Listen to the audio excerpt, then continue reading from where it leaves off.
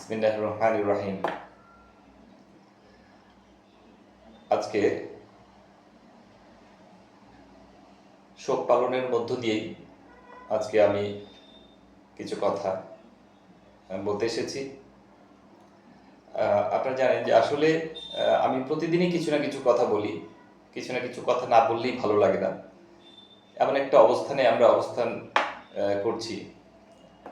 সবচেয়ে কষ্টের একটা দিন আজকে আমার, যে পেটের দায়ে নিজের অধিকার আদায়ের জন্য, একটি ন্যায্য অধিকার আদায়ের জন্য আজকে সরকারের বিরুদ্ধে আমাদেরকে আন্দোলনে নামতে হয়েছে, রাজপথে নামতে হয়েছে, আমাদেরকে অনশন করতে হয়েছে, যেটি চলমান রয়েছে। আজকের এই দিনটিতে আমাদের সহযোদ্ধা মাহবুব ভাই, উনি আজকে চলমান আন্দোলনের মধ্যেই শহীদ মিনারে অসুস্থ হয়ে তিনি শাহাদত বরণ করেন। তাই আজকে এই ভারাক্রান্ত হৃদয়ে আমি আপনাদের মাঝে এসেছি। আজকে আমি খুব বেশি একটা কথা বলার মতো মন মানসিকতা আমার নেই। আজকে যে কথাটি বলবো, এই কথাটি শুধু মাননীয় শিক্ষা উপদেষ্টা মহোদয়, আপনাকে শ্রদ্ধাপূর্ণ সালাম সহ কয়েকটি কথা আমি বলতে চাই। আমি একজন শিক্ষক এবং একজন সাধারণ নাগরিক। আমি আমার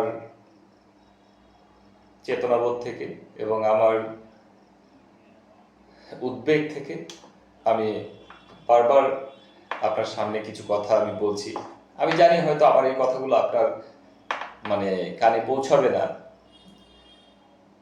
কিন্তু যদি কখনো কোনোভাবে আমার এই কথাগুলো আপনার কাছে যায়, আপনার হয়তো একটা উপলব্ধি হবে যে একজন সাধারণ মানুষ হয়ে আমার মধ্যে যে শুভ এই চেতনাবোধ জাগ্রত হয়েছে, সেটি যদি আজ আপনার মাঝে এই শুভ বুদ্ধি বা এই চেতনাবোধের যদি উদয় হতো, আসলে 6 লক্ষ শিক্ষক সমাজ আজকে 7 দিন ধরে ঢাকার বাংলাদেশের রাজধানী, যেখানে ঢাকার মতো জায়গায়, যেখানে সর্বোচ্চ একটা তাপমাত্রা বিরাজ করে সার্বক্ষণিক, এই প্রখর রোদের মধ্যে তারা দিনের পর দিন, রাতের পর রাত তারা সেখানে কিন্তু দিনাতিপাত করছেন। পরিবারে অভাব আছে, সন্তানদের লেখাপড়ার জন্য আমরা সুবন্দোবস্ত করতে পারছি না, সমাজে একটা ভালো পরিবেশে গিয়ে আমরা চলাফেরা করতে পারছি না, আমাদের দ্রব্যমূল্যের ঊর্ধ্বগতির কারণে আমাদের সাংসারিক খরচ, বাজারে গেলে কি পরিমাণ খরচ, সেই ব্যয়ভারটা বহন করতে আমাদের সেই আর্থিক সংকুলান হচ্ছে না। বৃদ্ধ বাবা মায়ের চিকিৎসা সেবা বা তাদেরকে আর্থিকভাবে সহযোগিতা করা, সে জায়গা থেকে আমরা ব্যর্থ হচ্ছি। স্ত্রীকে তার পছন্দসই জিনিসগুলো হয়তো আমরা তাদেরকে উপহার হিসাবে দিতে পারছি না। আমাদের সন্তানদেরকে আমরা একটি ভালো পরিবেশে, একটা ভালো শিক্ষা প্রতিষ্ঠানে তাদের শিক্ষা ব্যবস্থার সুযোগ করে দিতে পারছি না। সন্তানদেরকে ভালো পোশাক, দামি জুতা, দামি ট্রাভেলিং ব্যাগ আমাদের শিক্ষকের পক্ষে দেওয়া সম্ভব নয়। কিন্তু আমাদের সন্তানরা যে জায়গায় লেখাপড়া করছে, আমরা যাদেরকে পাঠদান দিয়ে আসছি, সেই পরিবেশেই কিন্তু আমাদের সন্তানরা কিন্তু বেড়ে উঠছে। তাই তাদেরকে বলার মতো, আমাদের কোনো বোঝানোর মতো কোনো ভাষা থাকে না। অনেকের বাবা মায়ের সেই সামর্থ্যগুলো আছে, তারা হয়তো দামি জুতা, দামি প্যান্ট, দামি ট্রাভেলিং ব্যাগ, তারা কিন্তু সবকিছু তারা স্বাচ্ছন্দ্যপূর্ণ পরিবেশে তারা কিন্তু শিক্ষা প্রতিষ্ঠানগুলোতে আসে, কিন্তু আমাদের সন্তানরা কিন্তু সেভাবে তারা বেড়ে উঠছে না। এটাও কিন্তু একটা বৈষম্যের মধ্যেই পড়ে। তো আমি মনে করি যে শিক্ষক সম্প্রদায় যে আজকে মাঠে নেমেছে, মাননীয় শিক্ষা উপদেষ্টা মহোদয়, আপনার কি একবারও আপনার মধ্যে কি এতটুকু মানে অনুশোচনা হচ্ছে না? এতটুকু কিন্তু আপনার হৃদয়ে কি এটাকে টাচ করছে না যে তারা কেন এসেছে? আপনি তো এটা কখনো বলেননি। আপনি এটা একবার প্রকাশ্যে এসে বলেন যে আমরা কেন এসেছি। দয়া করে আর কালক্ষেপণ না করে আজকে রাতের মধ্যেই একটা মানে খুব সুন্দর এবং সুস্থ মানসিকতা নিয়ে আপনি বিষয়টি নিয়ে একটু ভাবুন এবং এটাকে নিয়ে আর কালক্ষেপণ না করে আগামীকাল সুন্দরভাবে একটি প্রজ্ঞাপন দিন। 20% বাড়ি ভাড়া, 1,500 টাকা চিকিৎসা ভাতা এবং 75% যেটা কর্মচারীদের উৎসব ভাতা। এই তিনটি দাবি আপনাকে পূরণ করতে হবে। নচেৎ শিক্ষক সমাজ কিন্তু ক্ষান্ত হবেন না। শিক্ষক সমাজ কিন্তু আজকে দেখেন যত দিন যাচ্ছে আন্দোলনের তীব্রতা কিন্তু তত বেশি বাড়ছে এবং মানে ক্ষোভে মানে সবাই কিন্তু মানে মানে কি বলে ফুঁসে ফেঁপে উঠতেছে যে ক্ষোভে তারা আন্দোলনে তারা সবাই আসবে, পরিবার সহ আসবে, শিক্ষার্থীরা আসবে, সুশীল সমাজ আসবে এবং অলরেডি কিন্তু আসা শুরু হয়েছে। আমি কথাগুলো কিন্তু কয়েকদিন আগে বলেছিলাম যে এভাবেই করে কিন্তু একটা বিপ্লবের সৃষ্টি হয়। এই বিপ্লবটি যখন মানে সাধারণ সর্বস্তরের মানুষের মধ্যে যখন একটা মানে মানে আবেগ আবেগে মানে আঘাত লাগবে, তখন কিন্তু তাদের অনুভূতিতে যখন আঘাত লাগবে তখন কিন্তু সবাই ঝাঁপিয়ে পড়বে আন্দোলনে। আপনি দেখেন মানে ইতিপূর্বে কিন্তু আমরা অভ্যুত্থান দেখেছি। 1969 সালে একটা গণ অভ্যুত্থান হয়েছে, যেটা আমরা পড়েছি। যদিও আমার জন্ম তখন হয়নি, কিন্তু 1969 সালে যে গণ অভ্যুত্থানের কথা আমি বলছি, আপনারা দেখেছেন কিভাবে হয়েছিল। এটাও কিন্তু একটা দেখেন, জাগরণ কিন্তু একবারই হয় না, হঠাৎ করেই হয় না। তো এই যে মানে এই জাগরণ যদি একবার মানে যেটা শুরু হয়েছে, এটাকে যদি থামানো আপনার না যায়, আপনি যদি এটাকে বুঝতে চেষ্টা না করেন মাননীয় শিক্ষা উপদেষ্টা, তাহলে কিন্তু এটা একটা বিস্ফোরণ কিন্তু ঘটবেই। এবং আমি কয়েকদিন ধরে কিন্তু প্রায় 7 দিন ধরে একই কথা কিন্তু বলছি যে একটা হতে চলেছে এবং সেটা কিন্তু রাইজ করছে। তো সেই জায়গায় আমি খুব রিকোয়েস্ট করব মাননীয় শিক্ষা উপদেষ্টা, আপনি অত্যন্ত শ্রদ্ধাভাজন এবং আপনি আপনার যে ভুলগুলো যদি হয়ে থাকে, এটা যদি আপনি মনে করেন যে আপনার এখানে কোনো একটা মিস্টেক হচ্ছে বা কোনোভাবে আপনি নিয়ন্ত্রিত হচ্ছেন, সেই জায়গায় আপনি আপনাকে পরিবর্তন করুন এবং শিক্ষক সমাজ কিন্তু আপনাকে শ্রদ্ধার স্থানে রাখবে যদি শিক্ষকের দাবিগুলো যদি মেনে নেওয়া হয়, যৌক্তিক দাবিগুলো যদি মেনে নেওয়া হয়। তাই আমি আজকে সর্বোপরি আজকে মাহবুব ভাইয়ের এই যে শাহাদতের বিষয়টি, এটা আমি গভীরভাবে মানে তার পরিবারের প্রতি সমবেদনা জ্ঞাপন করছি এবং আল্লাহ রাব্বুল আলামিনের কাছে আমি প্রার্থনা করছি যেন আল্লাহ রাব্বুল আলামিন তার আজকের এই মানে শাহাদত বরণকে তিনি কবুল করেন। আর কোনো ভাইকে যেন মাহবুব ভাইয়ের মতো এই আন্দোলনের মাঝ থেকে যেন শেষ নিঃশ্বাস ত্যাগ করতে না হয়, শাহাদত বরণ করতে না হয়। তাই আমি খুব রিকোয়েস্ট করব যে মাননীয় শিক্ষা উপদেষ্টা মহোদয়, আমাদের নেতা আছেন, আজিজি ছাড় আছেন এবং তার সহযোদ্ধারা সঙ্গেই আছেন, তাদের সঙ্গে আজকে যদি আপনাদের বসার কথা থাকে বা আপনারা যদি বসেন, আশা করি আর কোনো ধরনের কলাকৌশল অবলম্বন করে না, একদম একটা ফেয়ার আলোচনা হবে।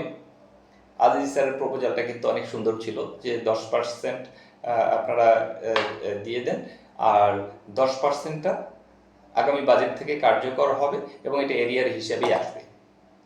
তো এরকম একটা প্রজ্ঞাপন যদি দিয়ে দেন যে বাড়ি ভাড়া 20%-এর মধ্যে 10% এখন থেকে কার্যকর, 10% আগামী বাজেট থেকে কার্যকর, আর 1,500 টাকা চিকিৎসা ভাতা এবং যদি আপনার ধরেন 75% যেটা কর্মচারীদের উচ্চ ভাতা, এগুলো যদি আপনার মানে আপনারা যদি একটু মেনে নেন। আপনার এটা এটা কিন্তু জেদ করে থাকার জিনিস নয়। আপনি যদি যতই জেদ করে থাকবেন, এরপরও এই অবস্থানটা কিন্তু খুব খারাপ দিকে যাচ্ছে, অত্যন্ত খারাপ দিকে যাচ্ছে। এটা কিন্তু আমার কথা নয়, আমার কোনো থ্রেট নয়। আমরা তো ইতিপূর্বে দেখেছি, জুলাই বিপ্লবটা দেখলাম, মানে কিভাবে কি হয়ে গেল। মানে আইন প্রশাসন যেই থাক না, কিন্তু মানে আসলে জনস্রোতে কিন্তু আমি আমি এর আগে বলেছি না যে যদি এটা একটা অভ্যুত্থানের সৃষ্টি হয়, এটা যদি একটা বেগবান স্রোতের সৃষ্টি হয়, এটা আশপাশে সবকিছু ভেঙে চুরমার করে, সবকিছু ধূলিসাৎ করে দিয়ে চলে যাবে। এটা কি সুনামির চেয়েও ভয়ঙ্কর। তো যাই হোক, সেই জায়গাটাকে কিন্তু একটু একটু ভাববেন। হ্যাঁ, যে আমাদের নিজেদের অস্তিত্ব নিয়েও কিন্তু মাঝে মধ্যে আমাদেরকে ভাবতে হয় যে আসলে যেটা হচ্ছে, যেটা ঘটছে, এটা আগামীতে কি হতে পারে। আপনারা তো অনেক উচ্চ অবস্থানে আপনারা রয়েছেন, আপনারা বিশ্লেষকদের সঙ্গে একটু আইডিয়াগুলো শেয়ার করেন।